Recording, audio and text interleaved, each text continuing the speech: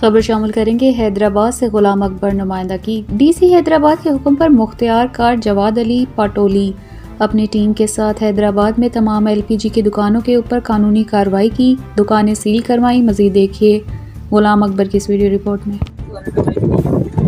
तो नहीं, ये तो हकीकत है। चालान किया आपने, चालान तो नहीं किया, लेकिन कारोबार नहीं है, आपको भी मालूम है।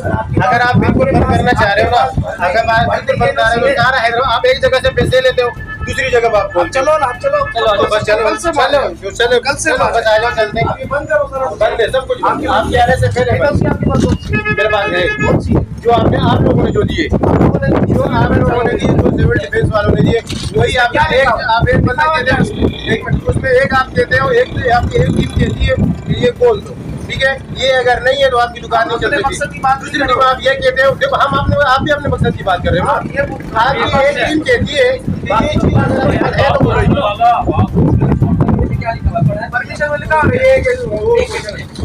पैसे क्यों लेते हैं? सारी डेप्टी से लेती है, सारे पैसे क्यों लेते हैं? सारे पैसे लेते हैं। देखिए मैं बंद करता हूँ, सब कुछ बंद है।